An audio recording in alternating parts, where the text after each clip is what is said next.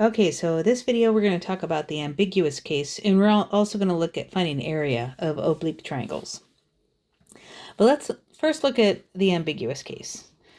So the ambiguous case is SSA, or I like to say ASS.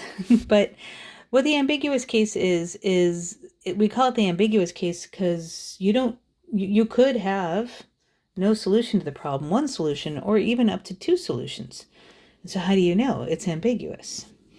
So let's look at why you can get all these first of all. This picture right here you don't have to memorize, but this is just to explain why it's possible.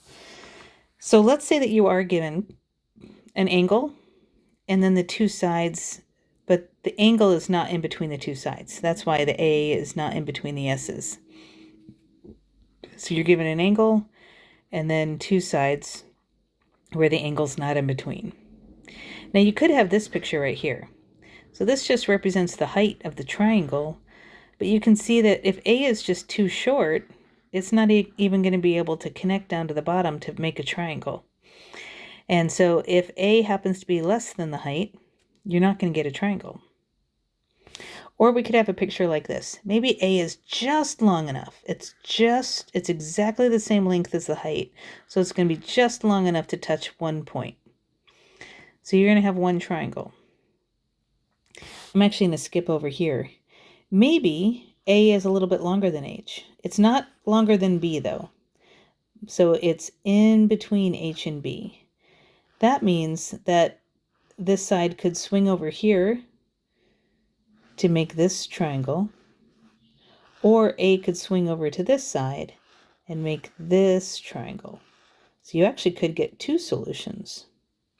And if A is just bigger than B, it's going to have to, it won't have enough room to swing over. It'd have to swing outside of the triangle on this side. So it's just going to be over here. You're only going to have one triangle. And that's when angle A is an acute angle. If angle A is an obtuse angle, then you just have these two possibilities. If A is exactly the same length as B, it's just barely going to touch there, and it's not going to make a triangle. It's going to, it won't make a third side. Or again, if A is shorter than B, it's just going to be kind of swinging back and forth up here. It won't be long enough to reach. But if A is longer than B, then you're going to be able to make one triangle. So there's our possibilities. So now let's look at what we can do with them. So like I said, you don't have, the main thing to get out of this picture is just knowing, okay, yeah, I do understand when I'm given ASS on a triangle, I may not get a solution, I may get one solution, I may get two solutions. Now, instead of memorizing this, I'm going to show you a different way that you can figure it out. You just have to start working out the problems, though. So let's look at this example. Whoops. You start working it out. You're given this purple stuff. You're given angle A, you're given side B and side A. So we draw a picture, and sure enough, we can see ASS. Oh my gosh, this is ass. It's the ambiguous case. Now, the ambiguous case, you're always going to use the law of sines to begin with. Your first step's always law of sines. From there, if you have to solve the rest of the triangle, you can use law of sines or cosines. But first thing is always law of sines. And we know law of sines is all about opposites. So we have one pair of opposites. We were given angle A and little a. We were given little b, so its opposite is angle B. That's what we're going to find first. So we set up our law of sines. And again, since we're finding an angle, I'm going to use the version where the angles go on top. I've substituted in little b, little a, and big A. If we solve for the sine of B, we get this. You plug that into the calculator, you get this. We do the sine inverse to find B, and oh my goodness, you're going to find the calculator gives you an error in this case. Now, that's okay. It means there's no solution, but can you think of why it's giving an error for this? What's the big deal? We've done sine inverse of so many different decimals. And the reason, if you think back to the graph of sine, remember that graph goes up and down, and it just keeps going back and forth. But that's between 1 and -1 on the y-axis. This line right here is asking, when will sine be 1.024? When will it be bigger than 1? And the answer is it's never going to be bigger than 1, which is why your calculator is giving you an error. This is actually not in the domain, or sorry, not in the range of sine. It's not in the domain of arcsine. So, error. There's no solution. So don't be surprised if your calculator gives you an error. Just double check your work and make sure you didn't make a silly, but that just means that, okay, it was an ask problem. We knew this was a possibility. There's no solution. Okay, let's look at another thing that could happen. So we're given an angle and two sides. We draw our picture, and sure enough, we have ASS again. It's AS, it's the ambiguous case. We know we're going to do the law of sines. We set up our pair of opposites, angle A and little a. We have those. We have side B. Okay, we're going to have to find angle B. So this starts off just like the one above. We substitute what's given. We solve for B. Actually, first we solve for sine B. And then we do the sine inverse, and we get an answer. Now, the first thing that you should check. Okay, so we get an answer. So first of all, it seems like we're good to go. But just do a quick double check. We have 68 degrees. We have a little more than 74 degrees. Will the sum of these two angles already be greater than 180? Because remember, all three angles in a triangle always have to add up to 180. If this puts you over 180 already, you don't have a solution. And don't go on. This is another no solution problem. But in this case, it was good. So that means we're going to have at least one solution.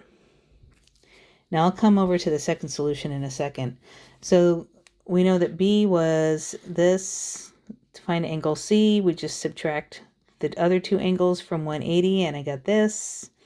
Then we have to find little c. So I just did the law of sines again, and I got this. So this is now just kind of a review from last night. This is one solution. Now, how did we get this other solution? Let's go back here. So this was one possibility. But remember here, look at this line. Let's think back to what we did at the beginning of this unit. We want to find all the possibilities for B, where the sign of B is positive 0.963. All students take calculus tell us that sine is going to be positive in quadrants 1 and 2. There could be two possibilities to this. Because remember, when you're in quadrant 2, you're still less than 180 degrees. So quadrant 2 angles could be part of a triangle. They're just obtuse angles. They're bigger than 90, but less than 180. If you get an answer in here, that just means another possibility is an obtuse triangle. If we go back up to this picture here, it means you've got this option right here. That's happening.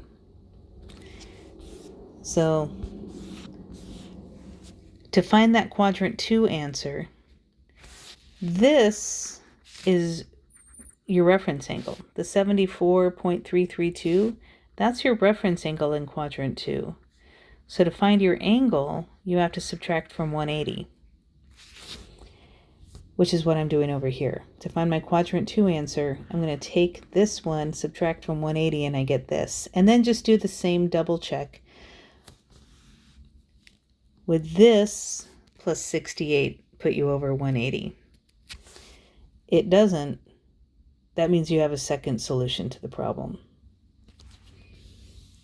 And so now, starting with this assumption that angle B is 105.668 degrees, again, subtract the two angles from 180 to find angle C, and to find little c, we just use law of sines, and we get this. And it makes sense that little c is such a little number, because angle C is such a little angle. Oop, oh no, I do have my degree symbol, okay. So that's the idea for finding the solution, and possibly two solutions with the ambiguous case.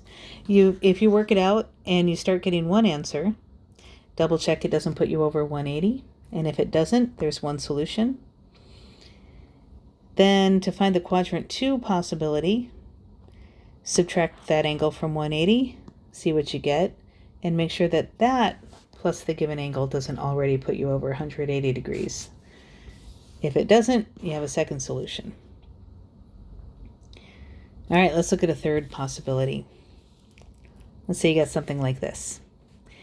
So again, this is what we were given. We drew a triangle. Oh, we were given ASS. It's the ambiguous case. We got ass. So we set it up. We have one pair of opposites with big A and little a. We were given little c. We're going to have to find big C. So we substitute in. We solve for sine C. We get this.